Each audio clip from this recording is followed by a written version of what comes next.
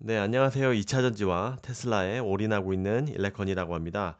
2차 전지에 좀 오래 투자하신 분들은 대략적으로 좀 아실 것 같은데 여러 가지 선행 지표들이 있습니다. 2차 전지가 주가가 잘 나오기 위한 다른 섹터보다는 어떻게 보면 예측하기가 생각보다는 쉬운 편인데 그럼에도 불구하고 우리는 뭐 그런 숫자들을 많이 부정해 와서 지금 같은 결과를 가져왔지만 여러 가지 지표들이 있습니다. 유럽 EV 신장률이라든지 미국의 EV 전기차 신장률이라든지 아니면 뭐 여러 가지 보조금 정책이라든지 아니면 가장 중요한 뭐 양극재 그다음에 또 셀 판매량 이런 것들에 대해서 사실 뭐 10일치 월 단위로 알 수 있기 때문에 수치를 예상하기가 사실 어떻게 보면 가장 쉬운 섹터이기도 합니다.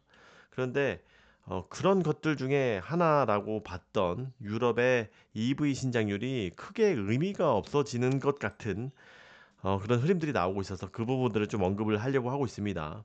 그래서 제가 아까 오전 방송에서도 미국, 유럽의 견조한 EV 신장률이 원래 옛날에 1월 달 EV 신장률이 거의 30%대 나왔고 2월 달에도 30%대 나왔는데 옛날 같았으면 이런 것들이 그렇게 높게 나오면 주가가 바로 반영했어야 되는데 약간 그러지 못한 현상이 있었습니다. 그래서 저도 이거는 분명 1월 한 달뿐이어서 아직은 시장에서 믿지를 못하나 뭐 이런 생각도 했었는데 2월에도 잘 나왔음에도 불구하고 어느 정도 주가가 반등을 전혀 해주지 못하고 있습니다. 그래서 아까 방송에서도 우리나라가 그만큼 못 가져가는 것이 아닌가라는 그런 좀 새로운 트렌드를 좀 제시를 했었습니다. 그런 상황에서 김현수 2차 전지 하나증권에서 전문위원이 이야기를 했습니다. 그러면 유럽에 EV 판매 증가율이 굉장히 높게 증가했다. 다만 1월 달에 LG엔솔하고 삼성 SDI가 부진했다. 사실 이건 연관관계가 그렇게 있는 건 아니에요. 2월 달에 증가했다고 얘네들이 바로 1월 달에 받은 거를 쓰는 게 아니라 뭐 2, 3개월 전에 썼던 그런 것들 전기차 배터리를 쓰겠죠. 그래서 뭐 이렇게 시계열적으로 이렇게 바로바로 나오는 건 아니고 작년 말에 납품을 했다는 거라든지 그런 식으로 이런 것들이 결과가 나왔겠죠. 그래서 결국은 이런 것들이 소진되면 좀 전차적으로 올라갈 것은 갈 것입니다. 그래서 제가 여기에서 이런 이야기를 하려고 하는 건 아니고 왜 이렇게 우리나라가 어 올랐으면 우리나라가 올랐어야 되는데 유럽의 비중이 우리나라가 큰데 왜 그럴까라고 봤더니 유럽 OEM들의 저가 중국 배터리 조달이 지속된 데 기인한다. 한국 배터리 3사의 1월 시장 점유율은 36%다. 이게 여러분들 이거 굉장히 큰 이야기입니다. 60% 이상을 기록했던 2021년도 이후로 지속 하락세다. 우리나라가 지금 유럽은 사실 미국은 뭐 대부분 뭐 많이 먹고 있다고 생각을 해요. 60, 70%. 그냥 나머지는 뭐 파나소닉이고. 그런데 유럽도 굉장히 많이 우리가 가져가고 있다라 생각했는데 어느새 36%까지 떨어졌다는 얘기입니다. 그래서 이렇게 높은 신장률을 기록해도 우리한테는 실질적으로 뭐 20% 정도의 신장률을 밖에 못 가져가는 효과라고 보는 겁니다.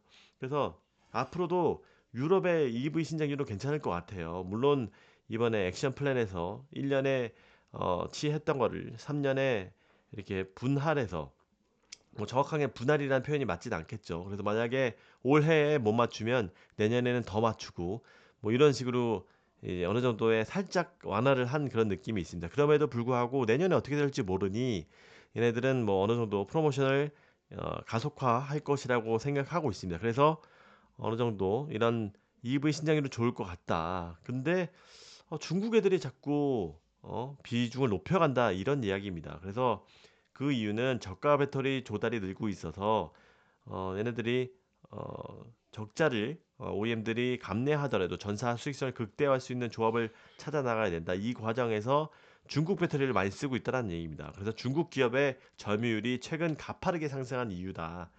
이런 것들이 굉장히 중요한 키포인트입니다. 그래서 보면 실제로 우리나라 이것도 사실 많이 언론에서 많이 다뤄지진 않고 있는 것 같아요. 약간 엔솔하고 SK온에서 중국 당성야교와 최대 13만 톤, 뭐 3조 막 똑같이 복사한 것처럼 완전히 양극재를 공급을 한 계약을 했었죠. 얘네들도 사실 중국 배터리의 소재가 이 미드니켈 이런 쪽이에요. 물론 LFP 이런 거 아니고 미드니켈 쪽이 굉장히 빠르게 침투를 하고 있다는 겁니다.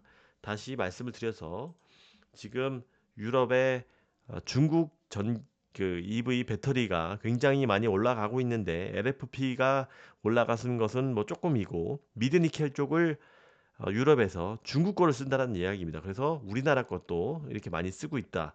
우리나라도 이런 중국의 양극재를 쓰기 시작했다. 이런 것들은 굉장히 크게 의미가 있습니다. 야, 우리나라 이제 LFP 침투율을 보게 되면 이게 많이 올라가고 쭉쭉쭉 올라갑니다. 거의 50%까지 사실 올라가고 있습니다. 근데 이제 물론 중국 같은 경우에 보면은 뭐 거의 70, 80%까지 올라갔습니다. 이런 거는 빼자고요. 이거 아예 빼고 미국 같은 경우는 거의 뭐 안 되고 있으니까 거의 3% 미만이니까 점점점 빠지고 있습니다. 규제 때문에. 근데 유럽에서는 LFP 침투율이 그래도 올라가고 있습니다만 아직 그렇게 높지는 않아요. 8% 이렇게 9% 10%밖에 안 돼요. 그런데 많이 지금 MS가 올라간다는 것은 뭐 여러분들 많이 잘 모르시겠지만 중국에서는 CATL이 LFP 전문이라고 하지만 실질적으로는 3원계를 더 많이 팔고 있는 것을 아실지 모르겠습니다. CATL도 3원계를 굉장히 많이 팔고 있다. 실제 볼보 이런 전기차를 보게 되면 어디죠? 그 폴스타에서 거기에도 중국 3원계를 써요. 811 이런 거. 그래서 811 이런 정도의 수준에서는 중국도 굉장히 많이 따라왔고 기술도 거기에다가 안정성도 어느 정도 확보를 해 와서 가격은 또 완전히 치명적으로 또 싸다는 겁니다. 그래서 이런 것들이 중국에서 MS를 가장 이렇게 올라가고 있는 거라고 볼 수가 있습니다. 그래서 유럽 내 중국 배터리 점유율이 지속적으로 늘고 있다. 그래서 60%, 1%까지 올랐다. 이거는 굉장히 큰 이야기입니다. 근데 반대로 이야기해서 그럼 우리나라는 뭐야? 하면은 우리나라는 사실 유럽에는 하이니켈을 집중적으로 판매를 하고 더욱더 앞으로 이런 것들이 가속화될 그런 움직임을 보이고 있다라고 볼 수가 있습니다. 그래서 애매한 기업들, 기술력이 애매한 기업들은 조금 애매해질 수도 있습니다. 그래서 그런 부분은 지금 최근 트렌드로 조금 이해해야 될 것 같습니다. 그래서 다시 한번 말씀을 드리면 이런 유럽의 EV 신장률이 더 이상 우리나라 주가의 상승의 보증 수표가 아니다. 라는 그런 부분을 강조를 해드리고 싶습니다. 사실 이런 뭐 좀 좋지 않은 이야기들을 하게 되면 막 많은 분들이 좋아요도 안 눌러주시고 뭐 이렇게 조회수도 많지 않고 막 한데 뭐 이런 부분은 뭐 정확하게 새로운 트렌드라고 볼 수 있으니 결국은 야 그러면은 어떻게 해야 돼라고 봤을 때 이 양극재 그 다음에 이 셀 명확한 지표, 이 지표가 올라가는 수밖에 없다라고 말씀을 드릴 수밖에 없을 것 같아요. 그래서 뭐 우리나라 양극재 같은 경우도 점점 지금 많이 올라가고 있다. 그래서 어느 정도 확신한 거는 저가에서 반등을 하고 있다라고 말씀을 드릴 수 있을 것 같습니다. 그리고 또 하나 마지막 좋은 거는 뭐 이런 거를 좋다고 할지 모르겠지만 주가 하락으로 가격 부담이 상당 부분 해소되었다는 점이다. PER 적용 시 LG엔솔 80조 원, 에코프로 BM이 12조 원 적정 가치가 있으니까 조금 내려가면 또 매수를 하면 좋지 않겠냐 뭐 이런 이야기도 하고 물론 이 전제는 유럽이나 미국의 매출 신장률이 10% 이상씩 올라가야 되고 MPC가 유지된다는 조건입니다. 이런 거는 다 잘 지킬 수 있을 것 같아요.